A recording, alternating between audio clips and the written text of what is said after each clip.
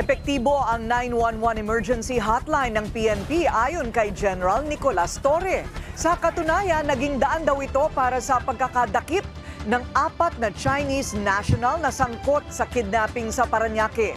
Ang detalye sa agenda report ni Francis Polve. So ayun mga pre, ang 911 naman talaga po ay talagang malaking tulong po yan sa mga Pilipino, lalo na kung may mga emergency, yung mga ganyan, mga krimen, kidnapping, or kung ano pa, di ba? Epektibo po talaga, no?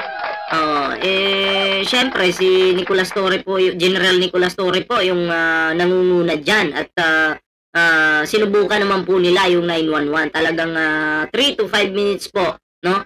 Ay talagang nandyan na po, no? Depende po sa kung matraffic yung lugar, pero kung open naman po, malamang sa malamang, baka wala pang 3 minuto, nandyan na po yan, di ba? Yan po yung, talagang general na talagang may pusong Pilipino, no? Iniisip niya yung kaligtasan po ng mga Pilipino, di ba? So, yan po ang ating bibigyan ng reaction ngayon. Ay nasa hindi pa po nakasubscribe sa ating YouTube channel, huwag kalimutang mag-like, share, and subscribe. Di ba? May TikTok po tayo dyan, may Facebook po tayo. Sana po inyong suportahan yung ating mga social media accounts. Okay, so ito na nga mga pre. Syempre, bago siguro tayo tuloy-tuloy patungkol po dito kaya General Torre mga pre, ay bigyan po muna natin ito ng reaction itong patungkol po kay House Speaker Martin Romualdez, no? Basahin po natin Pasensya na po. Basahin po natin.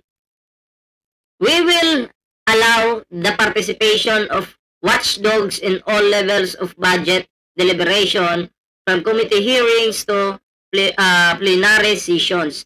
Hindi lang natin bubuksan ang Kongreso para sa mga mamamayan na nagbabantay ng budget. Mapapanood din ang lahat ng diskusyon sa telebisyon at mga social media platforms. So, I think pag sinabing social media platforms, baka may invited na mga vloggers dyan. Pero pag sinabing telebisyon, media po yung nangunguna dyan. Dapat lang po talaga yan na mangyari kasi maraming mga tao na yung inaakusahan si Speaker Martin Romualdez, inaakusahan yung Kongreso na anong ginawa niyo sa budget? Binulsan niyo na. Diba? Ang gagaling mang akusan itong mga kapwa natin Pilipino na makadutae. Diba? So, dapat lang po talaga na makita ng publiko kung ano yung plano sa budget na to. Para saan ito mapupunta? Kanino mapupunta? Diba? Saan gagastusin? Hindi katulad ng mga DDS, no? Na katulad na lang kay Sara Duterte na ang 125 million, hindi na po natin alaman kung saan talaga napunta. Ang 51 billion, hindi na po natin alaman kung saan napunta. Diba? Oo, pero sa bagay, nung natanggap yung 51 billion, nagulat po tayo, dumami po yung 7-Eleven sa Davao City. Diba? Tama naman, diba? Nakakagulat lang. Ang tanong, saan kaya galing yung budget na yan? Galing talaga ng mga Duterte, no? Ang galing nilang manilip. Mang-akusa. Yung gawain po nila, tingnan mo yung mga kampo nila na mga Duterte. Yung mga magaling mag-akusa, mga supporter nila. Sabihan ba naman yung House o si Speaker o Pangulong Bongbong Marcos, magnanakaw kayo. Binulsan nyo na yung pera ng taong bayan. Ang tanong, asan yung ebidensya? Imbes si Sara Duterte yung may isyong ganyan, ipinapasa nyo sa administrasyon, ipinapasa nyo kay Speaker Martin Romualdez. Ngayon, ito po yung sabi dito. Hindi lang natin bubuksan ang Kongreso para sa mga mamamayan na magbabantay ng budget. Mapapanood pa. Ito mapapanood din ang lahat ng diskusyon sa telebisyon at mga social media platforms. Siyempre, magkakaroon ng diskusyon yan. Kung saan gagamitin yung pera, kanino mapupunta yung pera, sino yung tatanggap, sino yung pangalawang tatanggap. Ganun po yan. Magkakaroon ng diskusyon. At syempre, makikita po natin yan sa social media, makikita natin yan sa telebisyon. So, ganun po, no? yung plano ni Speaker Martin Romualdez na gusto nila na maging transparent kasi ang dami na pong kalukuhan nitong mga DDS, no? Yung magaling mag-akusa.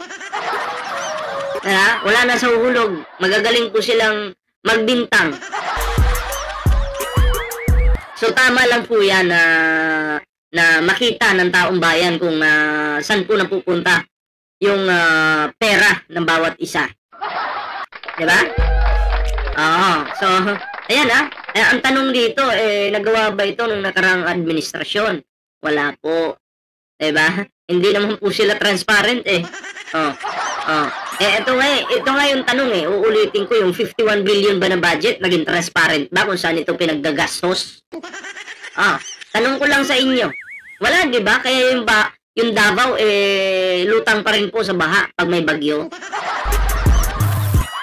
Huwag niyong ikumpara yung Davao sa Manila. Bakit po? Si PBBM 3 taon pa lang mahigit nakaupo bilang presidente. Pero ang mga Duterte, 33 years na. 33 years na. Tingnan niyo, ang layo ng kaibahan. 33 years na mga Duterte sa Davao. Nasolusyonan ba yung baha? Hawak niyo. Hindi niyo nasolusyonan. Si PBBM 3 taon pa lang. Maraming utang na ipinamana si Digong kay PBBM. Nagbabayad ngayon administrasyon sa utang ni Digong. Hindi niyo po pwedeng ikumpara yan. Kasi ang layo. 3 years versus 33 years. Diba? Anyway, eto na mga pre, no? Bigyan po natin ito ng reaction. Itong 4 Chinese arestado sa Parañaque sa kasong kidnapping. PNP 911 naging susi sa mabilis na operasyon. Nako. Yan po, panoorin po natin ito. Himas rehas ngayon ang 4 na Chinese matapos arestuhin ng PNP Anti-Kidnapping Group dahil sa pagdukot sa kapwa nila Chinese. Hindi ko rin maintindihan dito sa mga Chinese, Nag-aaway-aaway din sila Yung kanilang pagiging utak kriminal, dito pa talaga gagawin sa ating bansa. Diba? Dito pa gagawin sa ating bansa. Ginagawa nilang kumbaga matatawag na battleground. Pwede rin, di ba? Or di kaya ba't di niya magawa yan sa China, no? Dito talaga sa Pilipinas. Yan tuloy, huli kayo. Ayon kay PNP Chief Nicolas Torre, napag-alaman nila na dating mga Pogo worker ang mga sospek at kilala. Pogo worker pala. Sayang yung yung buhay niyo. Puro illegal yung mga transaction niyo, no? Ay naku po, kung magbago na sana kayo. Sa money changing at lending business, modus nila ang pambibiktima sa kliyente na nagpapapalit sa kanila ng malaking halaga. Previously, talagang kahit na nandito pa yung mga pogo na namamayagpag pa sila, yan din ang isa sa mga rason kung bakit nagpapatayan ng mga yan. Hold-upan, dahil alam nila na may pera itong kanilang bibiktimahin at ito namang mga nasa fringes na gustong kumita ng walang laban, na hindi nila lumalaban ng parehas. Ayan ho, matagal na ho yan. Marami hong cases ng patayan, kidnapan, yan po ang ugat niyan. Mula nang tugisin pati operasyon ng mga rogue pogo, kanya-kanya ng racket ang mga dayuhan na naiwan sa bansa. Dagdag ni Torre, bunga ng pinabilis na response time ng pulis sa mga krimen ang pagkakahuli sa 4 na Chinese. Ang nangyari dyan is sa 911 una naming nalaman ang impormasyon. Oo, naku, pag may mga problema sa kapitbahay nyo, or may mga napansin nyo may mga illegal, 911 lang, nandyan na agad. Diba? Hindi mo na kailangan pumunta pa sa police station. No, talagang sila. Ang tawag mo kasi pag tumawag ka sa 911, mapupunta ka sa Camp Crame, yung tawag mo. And then tatanungin ka nila kung anong lugar mo, papasa ka doon. Halimbawa, pag sinabi mo, Davao City po ako, sir. O, tatawag ka sa kapulisan ng Davao City. And then yun po yung pupunta sa bahay mo, 'di ba? So mabilis po yung response talaga kung gano'n. So we would like to give credit to where credit is due. So ang tao, yung Chinese na natawagan nung kaibigan niyang nakidnap ay hindi na pumunta sa police station. So hindi na pumunta sa police station. Ang ginawa ay tumawag sa 911 kaya mabilisan ang aksyon. Oh, 'di ba? Oh, pagpalagay nating ma-traffic ngayon, kailangan na talaga dito ng tulong, ma-traffic, di ka makapunta or di kaya malakas yung ulan. Di ka makapunta. O, tawag ka lang sa 911, darating po sila. 'Di ba? So, mabilis po yung proseso talaga, no? Pagbibida pa ni Torre, sa loob lang ng 8 linggo mula June 3 hanggang July 31, umabot na sa halos 4,000 ang natatanggap nilang tawag sa hotline. At ang pinakaimportante, nare-respondihan ng mga ito sa loob lamang ng 5 minuto. Sa panahong ito, marami tayong narespondihang insidente gaya ng Ano kasi yan 3 to 5 minutes no? Yung depende, no, kung hindi pa maligaw yung pulis kasi minsan hindi nila kabisado yung lugar, minsan lumalag pa sila, no?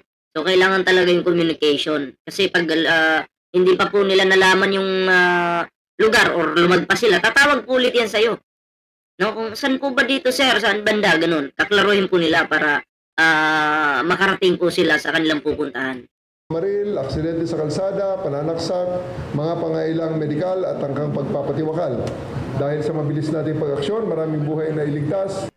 Pero meron pa rin namang mangilan-ngilan na sumasablay sa 5-minute response time.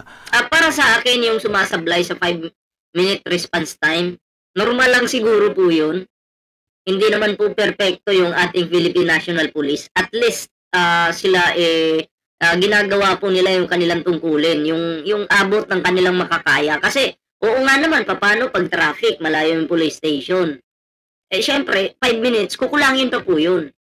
Hindi naman pwedeng lumipad yung mga yan. Dadaan pa rin sa kalsada yan.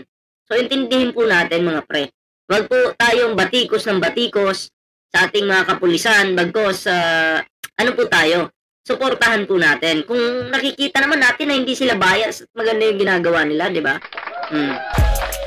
So, yun po. Huwag batikos ng batikos. Aba, naku.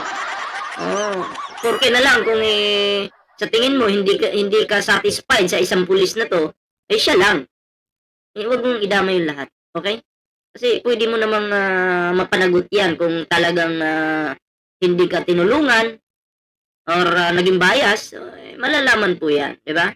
At inaalam na ng PNP ang dahilan dito. Pinag-aaralan na rin ang pagdagdag ng batuta at pepper spray sa mga pulis sa tuwing re-responde sa krimen. Dapat lang talaga may pepper spray kasi hindi naman pwedeng baril-baril agad, no? Kung kutsilyo lang naman yung gamit. At saka yung meron akong nakita sa ibang bansa na sa ano yata yun, Hong Kong. Alam ko, bihira lang yung mga krimen-krimen sa Hong Kong pero yung parang stick siya, tapos kahit malayo ka, pag ginanyan ka, maiipit yung kamay mo dito. 4 na tao, isa dito, sa paa, 2. May ganun ang tawag doon, may tawag doon Kalimutan ko, nakita ko lang po yan sa ibang bansa. Yun mga gamit nila doon. Kung makikipagsuntukan yung tao, yun po yung gagamitin nila. Para sa agenda, Francis Polbe, Billionaire News Channel. So anyway, yun lang naman yung ating reaction dito mga pre, no? Then maganda, pinupuri po natin yung Philippine National Police. Dahil nakikita ko naman po na maganda yung kanilang ginagawa para sa ating bansa. Talagang may pagmamahal sa mga Pilipino. Concern po sila. Gusto po nilang mabawasan po yung mga krimen dito sa ating bansa. 'Di ba? Kung ano man po yung nangyayaring krimen sa ating bansa, 'di ba? Gusto po nilang solusyonon agad. So yun po yung maganda diyan. So anyway, yun lang naman yung ating reaction dito mga pre. Maraming salamat po sa pagsama sa ating video ngayon, sa ating content. Ayan sana po i-share niyo yung ating video ngayon, no? Siyempre may TikTok po tayo, may Facebook po tayo. Sana po inyong i-follow yan. Salamat po ha sa mga bago po nating subscribers dyan. Ayan ha. Maraming salamat po sa lahat. So ayan mga pre, ako po yung magpapaalam muna pansamantala. Kita-kits po tayo sa susunod na video. Ingat po.